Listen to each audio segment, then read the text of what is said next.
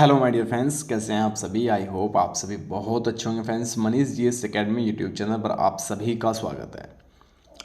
UP police constable और UP police radio operator की vacancy के लिए स्पेशल क्लास होगी। यूपी जीके की ये क्लास होगी आप सभी के एग्जाम के लिए। सबसे ज़्यादा जो क्वेश्चंस यूपी जीके से बनते हैं उस टॉपिक पर हम यहाँ पे कवर करेंगे। 18 मंडल में कवर करा रहा था पहली क्लास में, तो उससे संबंधित क्वेश्चंस में बहुत सारे आ जाते हैं, ठीक है ना। जैसे कि आपके नदी के तट पर जो स्थित जिले हैं उनसे संबंधित क्वेश्चंस आ जाएंगे, ठीक है ना। लिंगानुपात से संबंधित क्वेश्चंस आएंगे, जो आपका वहाँ पे प्रमुख है उन सभी से संबंधित क्वेश्चंस आएंगे। तो ये समझें कि यूपी के जितने भी बेस्ट और बेस्ट क्वेश्चंस होंगे उन सभी को इसी क्लास में हम कवर करेंगे। तो जो छात्र यूपी पुलिस कांस्टेबल और यूपी पुलिस रेडियो ऑपरेटर की वैकेंसी के लिए तैयारी कर रहे हैं, आप सभी के लिए सबसे पहले आप लोग YouTube channel Manish GS academy subscribe कर लीजिएगा और पास में लगे बेल आइकन को प्रेस कर लेना, जिससे कि आने वाली सभी वीडियो का नोटिफिकेशन आपको मिलता रहे। साथ ही साथ आप लोग टेलीग्राम ग्रुप जरूर ज्वाइन कर लीजिएगा, लिंक आपको डिस्क्रिप्शन में मिल जाएगा, जिसमें यूपी पुलिस और यूपी रेडियो ऑपरेटर की वैकेंसी के लिए कंप्लीट जीके जीएस का नोट्स आपको निःशुल्क मिलेगा। साथ में हिंदी का नोट्स आपको निःशुल्क मिलेगा। तो जीके जीएस में history, polity, geography, current affair, economics, complete UP GK संबंधित आपको पूरा मिल जाएगा मटेरियल, ठीक है।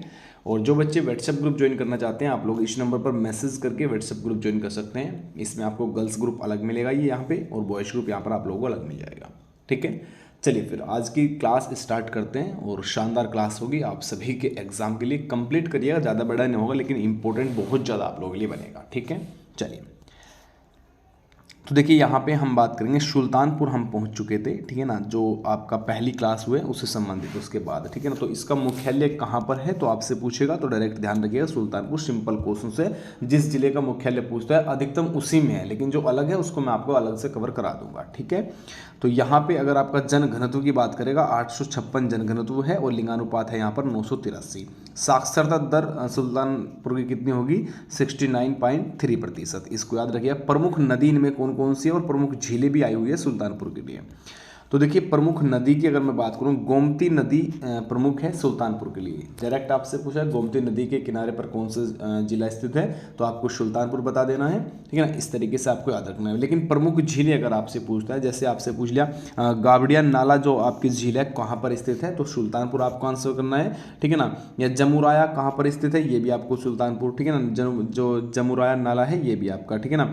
मुजहाई नाला याद रखिएगा, अगर नाला से संबंधित क्वेश्चंस बन रहा है कि नाला झील लास्ट में आ रहा है नाला, तो आपको सुल्तानपुर डायरेक्ट लगा देना है, ठीक है ना। साथ में शोभा और मोहना, इसको भी याद रखिएगा, ठीक है। अब इससे संबंधित जो कुछ महत्वपूर्ण तथ्य होंगे वो इस पर आधारित होंगे। देखिए, इस जनपद को कोहो में कोहो धाम मंदिर अवस्थित है, तो ध्यान रखिएगा, आपसे डायरेक्टली एग्जाम में बनेगा कि कोहो धाम मंदिर कहाँ पर स्थित है, तो आपको सुल्तानपुर आंसर कर देना है, ठीक है ना।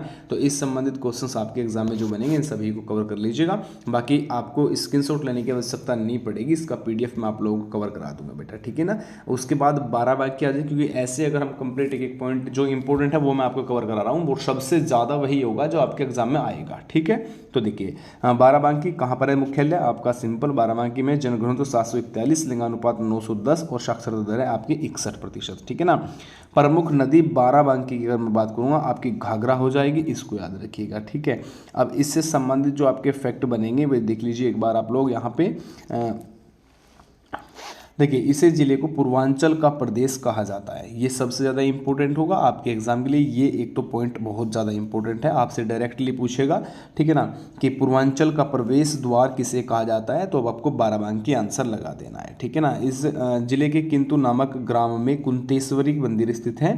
आपसे कुंतेश्वरी मंदिर की अगर बात करेगा आपको याद रखना है कि आपका बाराबंकी हो जाएगा, और यह मंदिर महारानी कुंती द्वारा निर्मित था, ठीक है। इसके बाद एक इंपॉर्टेंट पॉइंट आपका और बनता है, महान सूफी संत वारिस अली शाह का जन्म बाराबंकी में हुआ, ये सबसे ज़्यादा इंपॉर्टेंट होगा, इसके थोड़ा सा ध्यान रखिएगा आप लोग, ठीक है ना।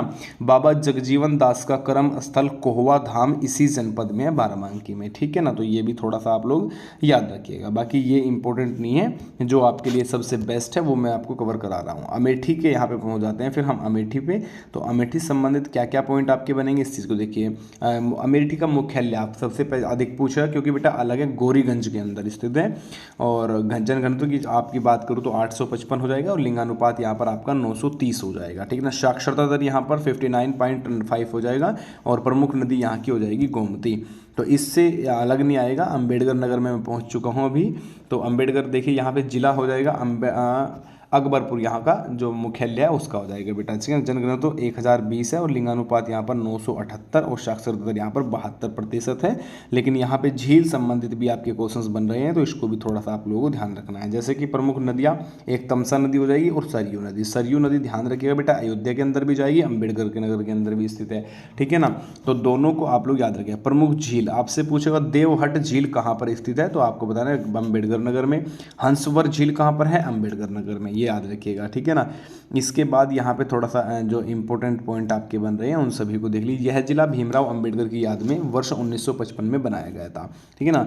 1955 में इसका नामकरण किया गया, ये समझ लीजिएगा आप लोग, ठीक है ना। उसके बाद देखिए यहाँ के प्रसिद्ध व्यक्ति राम मनोहर लोहिया, ये इंपॉर्टेंट है, ठीक है ना। सत्यनारायण द्विवेदी, ये इंपॉर्टेंट है। जयराम वर्मा, ये इंपॉर्टेंट है। रामलखन वर्मा और आपका यहाँ पे सैयद वईद, प्रशांत पांडे, वसुधा सिंह यहाँ पे है, ये सभी स्वतंत्र सेनानी हैं। तो ये किस लिए इंपॉर्टेंट है, आप लोग इसको ध्यान रखिएगा, अंबेडकर नगर के अंदर जाएगा, ये सभी इंपॉर्टेंट रहेगा, ठीक है ना। चलिए, तो इसके बाद यहाँ पे देखिए गोरखपुर के अंदर मैं पहुँच चुका हूँ, ये सबसे बढ़िया वाला क्वेश्चन होगा, ठीक है ना। अब देखिए जो आपका गोरखपुर मंडल है इसमें महाराजगंज भी आएगा, देवरिया आएगा और कुशीनगर आएगा। कुशीनगर से सबसे ज़्यादा क्वेश्चन आपके बनेंगे, ठीक है ना। देवरिया से संबंधित क्वेश्चन जो होगा वो भी कवर कराऊंगा, ठीक है ना। अब देखिए यहाँ पे जिला हो जाएगा आपका जो मुख्यालय है वो गोरखपुर हो जाएगा। जनघनत्व यहाँ पे 1337 है, लिंगानुपात 950, साक्षरता दर यहाँ पर 70% है। प्रमुख नदी यहाँ की हो जाएगी ताप्ती, रोहिणी नदी, 2 नदी है, इसको ध्यान रखिएगा।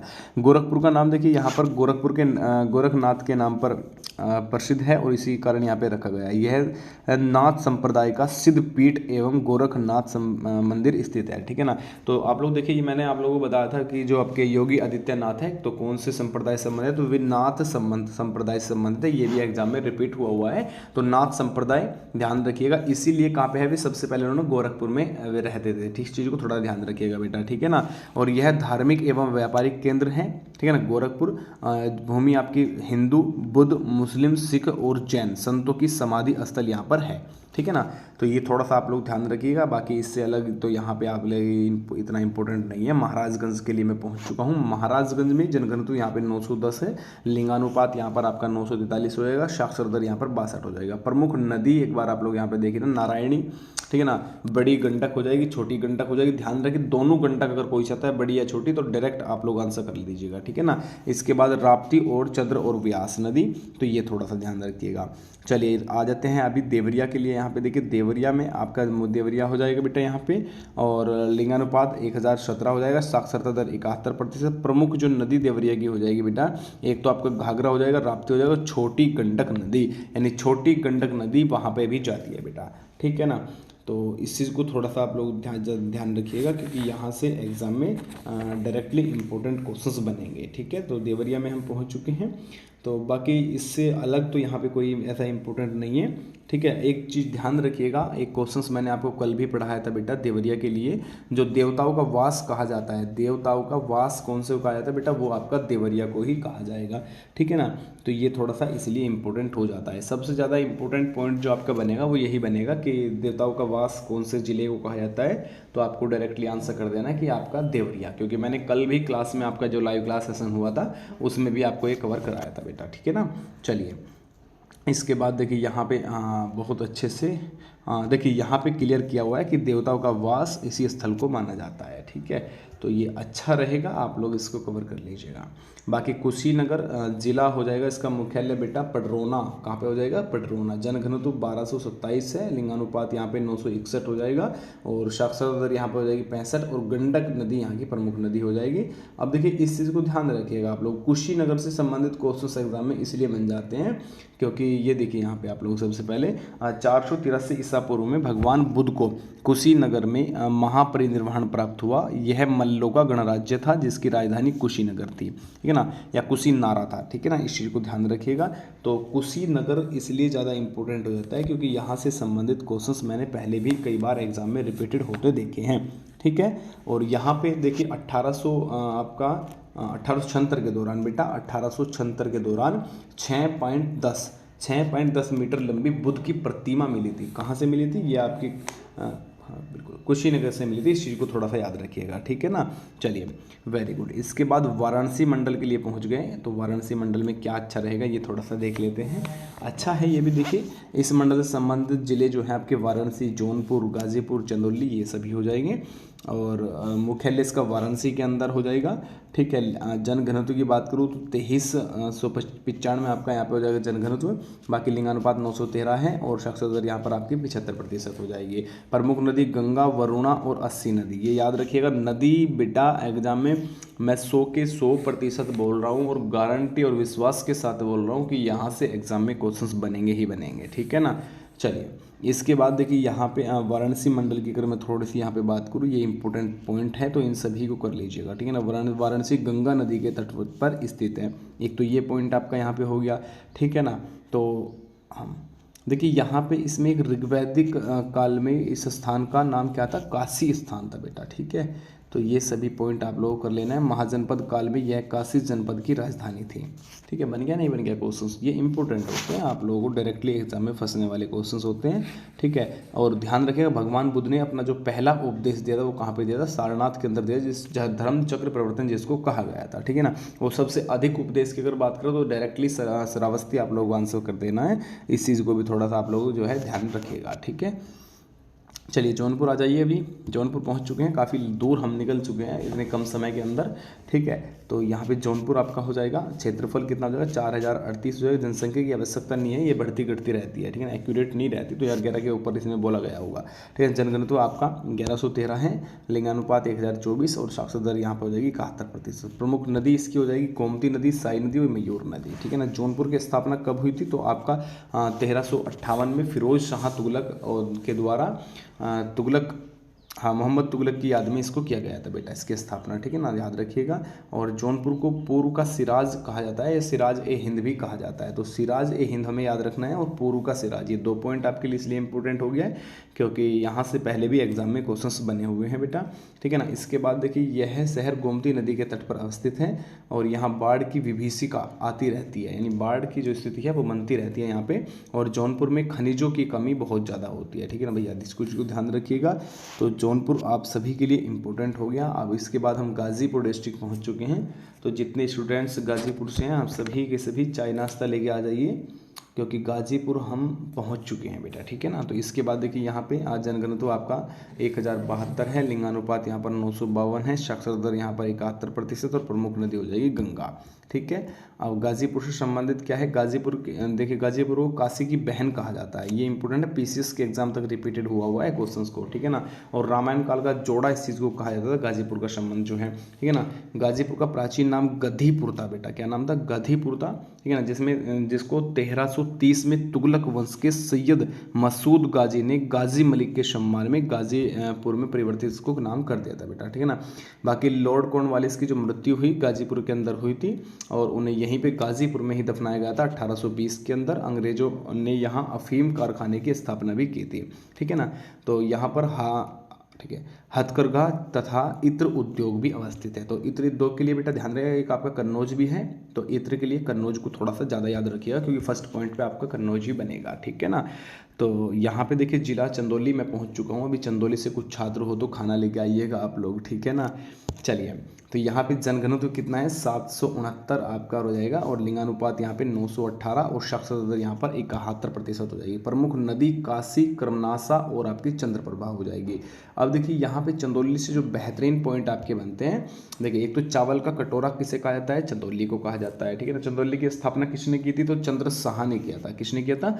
ये आपका चंद्र शाह ने किया था। और कर्मनाशा नदी चंदौली और बिहार के बीच को विभाजन की रेखा है, इस चीज़ को ध्यान रखिएगा। बिहार एक साइड हो जाएगा और आपका चंदौली एक साइड तो बीच से निकलेगी, तो ये ध्यान रखिएगा।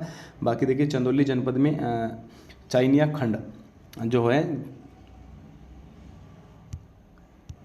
देखिए सीता माता के लिए यहाँ पे बताया गया है, ठीक है ना। सीता माता यहाँ पे कुछ दिन के लिए ठहरी थी, तो कहाँ पे, चाइना खंड के अंदर, और ये कहाँ पे है, चंदौली जनपद के अंदर स्थित है, ठीक है। तो अभी प्रयागराज पहुंच चुके हैं, इलाहाबाद स्नान करके निकलेंगे यहाँ से। तो बढ़िया से थोड़ा सा आप लोग देखिएगा, इसका मुख्यालय प्रयागराज में है, ठीक है ना बेटा। तो प्रयागराज का पहला नाम क्या है, इलाहाबाद था, उससे पहले प्रयागराज था, यानी फिर से चेंज इसको किया गया है। अभी दिखा देता हूँ इसमें अच्छे से पॉइंट आपको। जनघनत्व यहाँ पे 1086 हो जाएगा, लिंगानुपात 901 हो जाएगा, और साक्षरता दर हो जाएगी यहाँ पर आपकी 72%। अच्छा, लोकसभा संख्या कितनी है, यहाँ पे 2 संख्या है, इस चीज़ को ध्यान रखिएगा। और विधानसभा संख्या की बात करूँ 11 हो जाएगी। राज्य में सबसे अधिक कहाँ पे है, तो आपके ध्यान रखना है कि प्रयागराज का हो जाएगा। नदी की बात करूँ यहाँ पे गंगा, यमुना और सरस्वती आपकी आ जाएगी। अदृश्य सरस्वती जो आपका जोड़ा हुआ है, इस चीज़ को थोड़ा सा ध्यान रखिएगा। इसके बाद देखिए थोड़ा सा यहाँ पे इलाहाबाद का प्राचीन नाम प्रयाग था, और यह गंगा यमुना का देखिए गंगा यमुना और सरस्वती तीनों का संगम यहाँ पर बसा हुआ है। और अक्टूबर 2018 में इलाहाबाद का नाम बदलकर पुनः प्रयागराज रख दिया गया। किसने रखा, योगी आदित्यनाथ के द्वारा इस कार्य को किया गया था। तो ये भी थोड़ा सा पॉइंट ध्यान रखिएगा। फतेहपुर आ जाते हैं, अभी फतेहपुर पहुँच चुके हैं। हाँ जी, फतेहपुर वाले वेट कर रहे थे, तो ध्यान रखिएगा यहाँ पे फतेहपुर बेटा। क्षेत्रफल की बात करूँ 4152 वर्ग किलोमीटर, जनघनत्व आपका यहाँ पे 634 हो जाएगा, लिंगानुपात आपका 901 हो जाएगा, और साक्षरता दर हो जाएगी यहाँ पर आपकी 67.4, ठीक है। प्रमुख नदी आपकी यहाँ पे थोड़ा सा मैं बात कर लेता हूँ, तो इस चीज़ को ध्यान रखिएगा, गंगा और यमुना हो जाएगी, है ना। विशेष तथ्य की थोड़ी सी बात करूँ, ये आप लोग ध्यान रखिएगा। जनपद में स्थित भिटोरा और आशनी घाट की चर्चा पुराणों में भी की गई है। भिटोरा भृगु ऋषि को तपस्वी था बेटा, ठीक है ना। 1942 में जो भारत छोड़ो आंदोलन के दौरान पूर्वांचल के क्रांतिकारियों की इस जिले में अत्यधिक सक्रियता थी, ठीक है ना। समझे हैं कि नहीं समझे हैं, एक बार थोड़ा सा ये बता दीजिए मुझे, सबसे अधिक सक्रियता, ठीक है। तो ये पॉइंट आपके लिए सबसे ज़्यादा अच्छे रहेंगे। इसके बाद देखिए यहाँ पे प्रतापगढ़ में पहुँच चुका हूँ, काफ़ी दूर आगे, ठीक है ना। तो अभी देखिए यहाँ पे प्रतापगढ़, जनसंख्या कितना है यहाँ पे आप लोग ध्यान रखिएगा। जो क्षेत्रफल है, सबसे पहले क्षेत्रफल देखना है तो 3717 हो जाएगा। बाकी जनघनत्व कितना हो जाएगा, 863, ठीक है। तो यहाँ पे प्रतापगढ़ में एक चीज़ ध्यान रखिएगा आप लोग कि गंगा, सोई, लोनी और सागनी, लोनी नदी ध्यान रखना है, इंपॉर्टेंट है। गोमती नदी भी है अंदर यहाँ पे, ठीक है ना। कौन सी, गोमती नदी भी यहाँ पर है प्रतापगढ़ के लिए, ठीक है। तो इसके लिए ज़्यादा इंपॉर्टेंट और नहीं है बिल्कुल भी, ठीक है। इतना ही आप लोगों को ध्यान रखिएगा। हाँ बिल्कुल, इससे ऊपर तो कोई क्वेश्चन आप लोगों के योग्य नहीं बने। कौशाम्बी पहुँच जाते हैं। तो कौशाम्बी की अगर मैं बात करूँ, कौशाम्बी देखिए आप लोग यहाँ पे जनघनत्व कितना है, 899, लिंगानुपात कितना हो जाएगा, 908, 61% यहाँ पे साक्षरता दर हो जाएगी। और यमुना और आपका ससुर की खोदरी बेटा जो गंगा है, वो आपकी यहाँ पे स्थित है, ठीक है ना। कौशाम्बी को थोड़ा सा इस चीज़ को ध्यान रखिएगा। कौशाम्ब के नाम से जाना जाता है। पुराणों के अनुसार इस नगर की स्थापना हस्तिनापुर के राजा निक्षुभ ने की थी, ठीक है ना। तो देखिए कौशाम्बी वत्स्य महाजनपद की राजधानी थी, इस चीज़ को याद रखिएगा, ये भी इंपॉर्टेंट आपसे बनता है, ठीक है ना। इसके बाद देखिए यहाँ पे कौशाम्बी जैन बौद्ध धर्म दोनों के लिए एक महत्वपूर्ण तीर्थ स्थल यहाँ पे है। तो कहाँ पे, कौशाम्बी के अंदर, ठीक है। चलिए फ्रेंड्स, आज की क्लास यहीं पे हम फिनिश कर देते हैं, नेक्स्ट क्लास में मिलेंगे हम। और अभी एक पार्ट इसका और आएगा, क्योंकि बहुत 18 मंडल है और जिले आपके 75 है, ठीक है ना। तो पूरा कवर करने में थोड़ा 3 क्लास तो लग ही जाएगा, ठीक है ना। बाकी सभी के सभी अच्छे से इस क्लास को कवर कर लीजिएगा। ये स्पेशल यूपी पुलिस कांस्टेबल और जेल वार्डर एग्जाम के लिए रिपीटेड क्लास रहेगी, और यहाँ से डायरेक्टली आप लोगों के एग्जाम में क्वेश्चंस बिल्कुल देखने को मिलेंगे, ठीक है ना। आई होप आप सभी ने अच्छे से मन लगा के इस क्वेश्चंस को किया होगा, और इन सभी का रिपीट कर लीजिएगा। बाकी इसका PDF आप लोगों को टेलीग्राम के माध्यम से प्रोवाइड किया जाएगा, आप लोग टेलीग्राम ग्रुप जरूर ज्वाइन कर लीजिएगा, ठीक है। बाय बाय सभी को, नमस्कार, राधे राधे और जय हिंद।